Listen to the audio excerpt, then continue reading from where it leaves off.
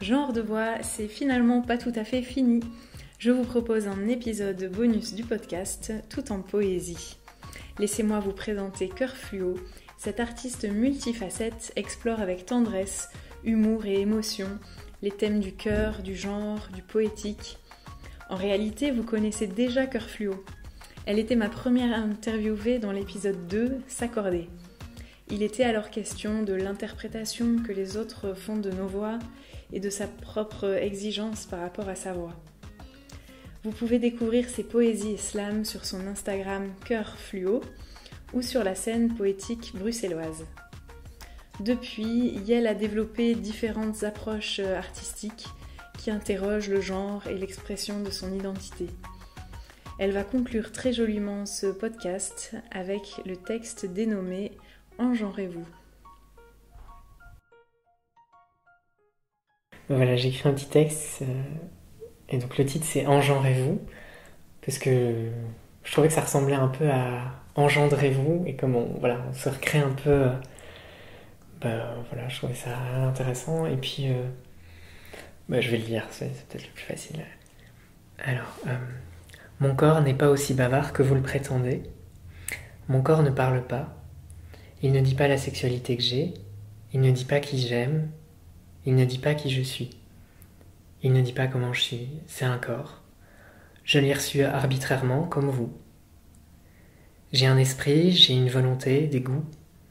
Ma voix et mes actes les révèlent dans l'image de moi que je façonne. Et dans cette image, je m'engenre. Je donne à voir mon genre, mon style, comme vous.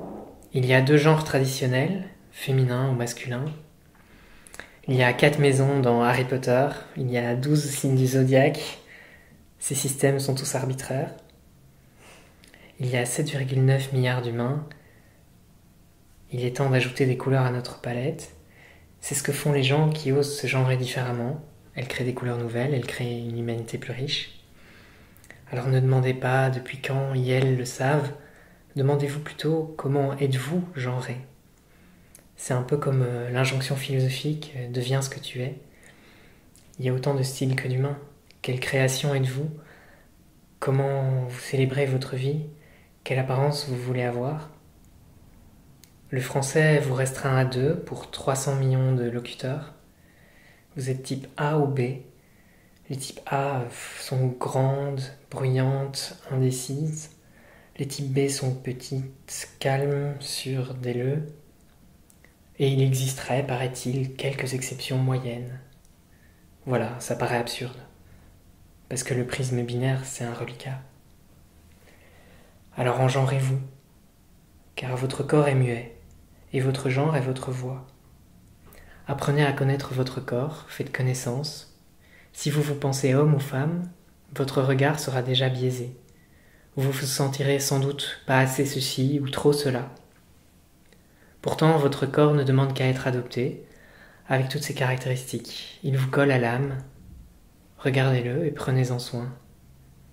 Ce n'est pas une prison, ce n'est pas une fatalité. C'est un tableau vierge, c'est une feuille de papier vide.